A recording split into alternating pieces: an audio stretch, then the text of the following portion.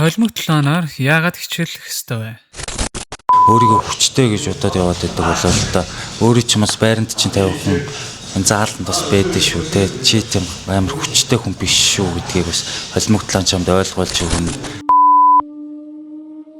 Аваргууд дэвжээнд биш сүүдэр төрдөг гэдэг. Цус хөлс цуцшгүй хөдөлмөр бүхнийг даван туулж байж бид жинхэнэ дайчныг олж хардаг. Энэ бол зүгээр нэг тулаан биш. Энэ бол тэсвэр хатуужил сахилга бат өөрийгөө даван туулах тулааны урлаг юм. Холимог тулаан бол зөвхөн цохилт мехний цуглуулга биш. Хүний сэтгэлийн асар том сорилт юм.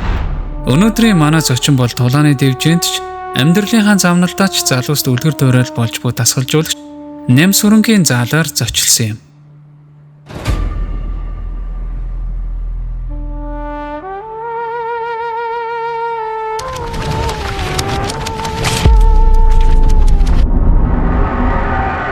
За сайн байна уу? Энэ орой мэндийг хүргэе. За орой мэнд. За юуны өмнө холимог тулаанаар яагаад хичээлэх ёстой вэ? Та энэ талаар нэг дэлгэрэнгүй яриад өгөөч. За холимог талаанаар яагаад хичээлэх ёстой вэ гэвэл ер нь одоо хүнтэй өрсөлдөгчтэй өрсөлдөгдгөө өөрөө өөртөө өрсөлддөг байхгүй.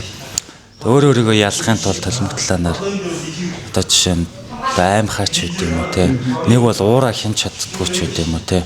Хэрвээ аймхаа бол сэтгэлийн дэм үг нь хүч өгөнтэй өөртөө ихтэй болно.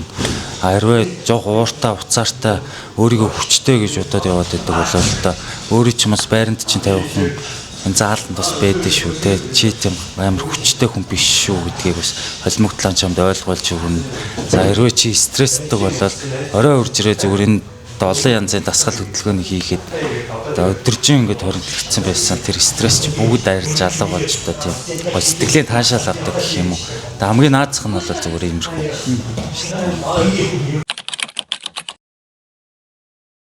За намайг Нямсрон гэдэг Окта мемэг клуб одоо багш дасгалжуулагч байгаа. За тэгээд би анх 2005 онд Кёкшин каратегаар хичээлж эхэлж байсан.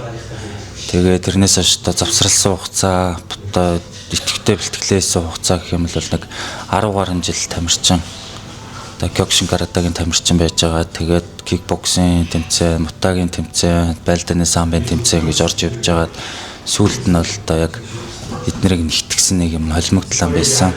Тэгээ холимог талаанаар хичээлж эхлээд 2017 оноос хойш холимог талаанаар хичээлж явж байгаад 2021 оноос хойш Мантим клубийнхаа одоо багш тасгалжуулагчаар Ганбаатар өгшийнхаа удирдлаганд ор туслах тасгалжуулагчаар ингээд ажиллаад явж байгаа.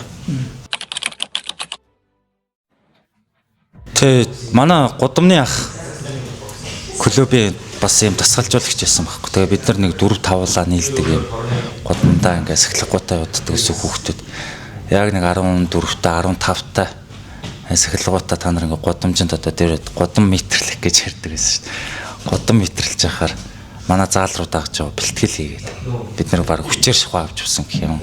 Та нар энд чаал хэрэггүй гудам метрлж яхаар явж ядаж бэлтгэл хийгээл тэгээ бид нар ч анх баг 7-уулаа 8-уулаа анх гудамнаас яг нийлдэг найз нар очиж клуб дээр нь Кёкшин каратегийн бэлтгэл анх хийж эхлээд тэгээд ийм гоё юм байдаг юм байна. Ийм гоё философиолог ингэж гоё нэгээ хүндэлдэг. Одоо ийм тэсвэр хатуужил сурдаг гэд тэр юм ингээ олж хараад за ер нь энэ бол миний бас хийх ёстой юм байна гэдгийг тэндээс л ер нь анх одоо өөрийгөө одоо энэ тулааны спортыг олж ирсэн гэх юм. За миний хувьд болохоор хувь хүний хөгжил, ихтгэл өнөмшил тэгээ энэ дээрээс нэмээд тулааны спортыг холиод явах юм бол яг эрэгтэй хүн одоо дайшны замнал гэдэг шиг өөрийнх амьдралын замналыг олох юм шиг санагддаг. Тэгэхээр тулааны спорт хүн бие махбодоо хөгжүүлэх биш оюун санаа сэтгэл зүйг хөгжүүлдэг гэж би боддог. Ийм л асуух гэдэг л да. Тулааны спорт хүнийг зодтолдох чадвартай болох бас өөр юуг өгдөг вэ? За одоо хүн бэлтгэл хийснээр зүгээр нөө өөртөө итгэлийг л олж авч байгаа юм л да. Одоо нэг цохилтаа одоо 1000 цохилт мэддэг хүнээс нэг цохилт 1500 хүнээс айдаг гэж ярьдэн штэ. Нэг юм ингээл өдөр болгонд автаад өдөр болгонд тэрийг ингээд сайжруулаад явахаар өөртөө итгэлтэй болж өгч байгаа. Тулааны спортоос бол маш том өөртөө итгэлийг олж аваа.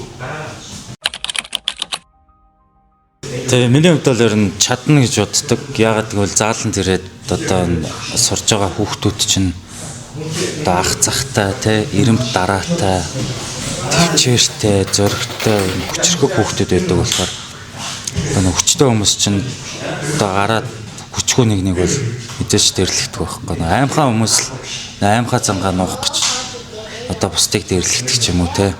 Одоо өөрийнхөө нэг юм жоохон эго тижээх гэж гэх юм.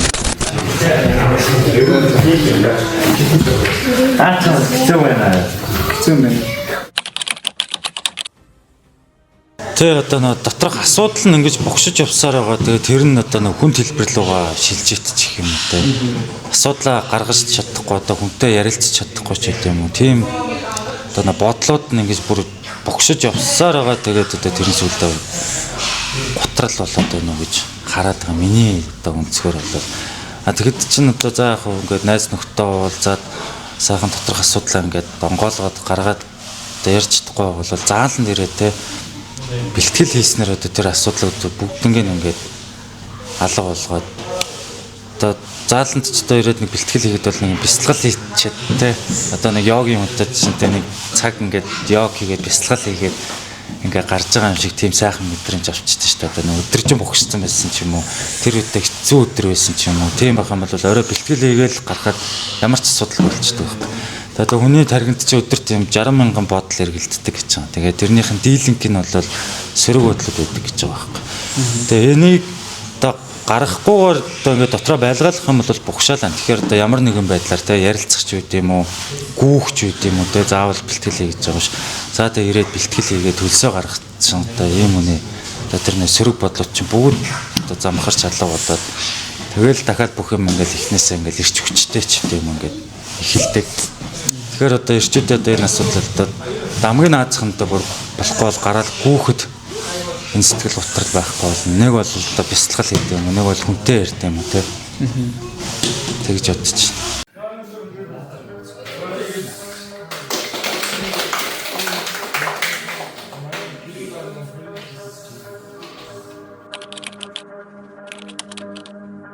Хөдөлж 3 гэх юм бол 1 2 3 4 гэвэл 1 2 3 4. За би одоо юу хэлнэ гэж бодож байна? Үгүй урагшаа хөлд. Нөгөөд чи ямар цогт хийх гэж байгаа юм болго бодчихсон чи та нар хөлд нь орчиж байгаа байхгүй юу? Жож хөдөлгөө. Та нарын толгой хүн оноход амар хэцүү байх хэрэгтэй байхгүй юу? Гасанд авахгүй наа. Энэ гарыг тавихгүй хондор давж гიშглээ эрлээ шууд арга байна.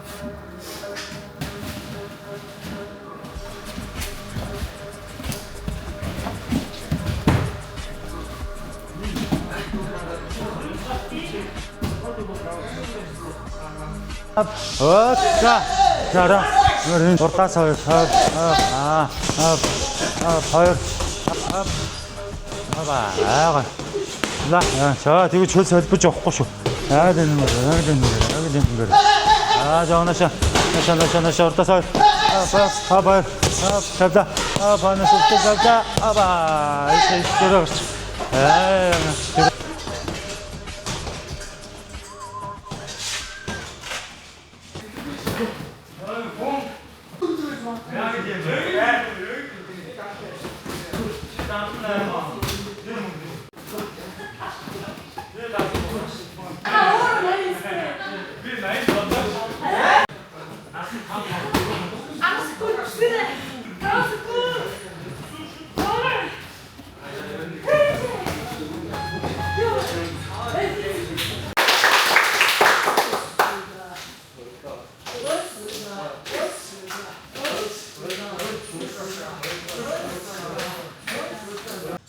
Одоо ерөнхийдөө 30-аас 40 нас ч юм уу эсвэл 50 настай ч хүн байж болно шүү дээ.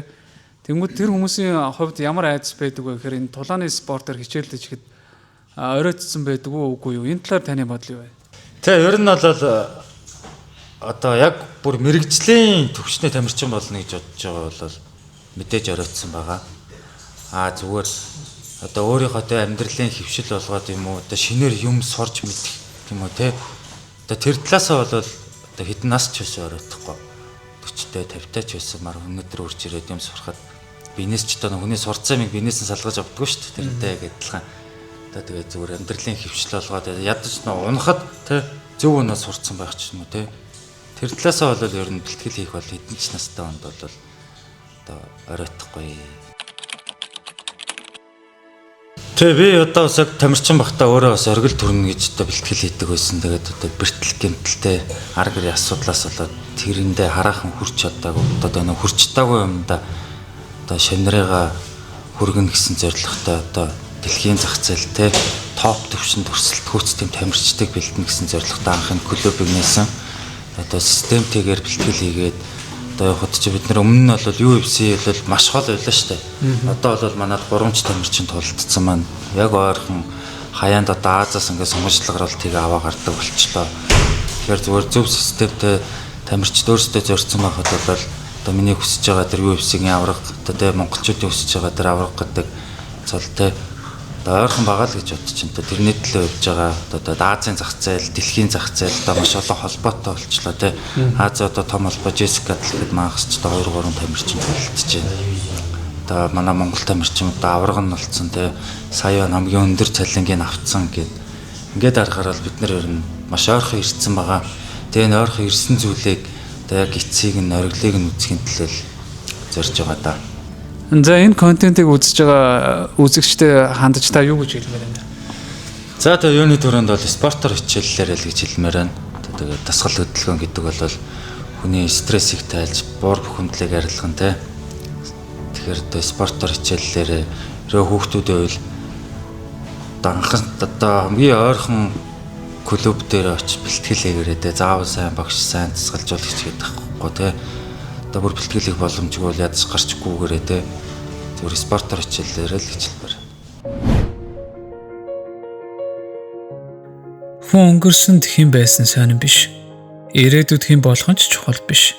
Харин одоо яг юу хийж байгаа чинь бүхнийг шийддэг юм.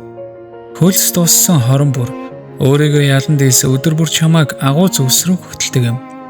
Монголын тулааны урлагаас дэлхийн шилдэг аваргуудыг бэлтгэх их үүсэд тань амжилт хүсье.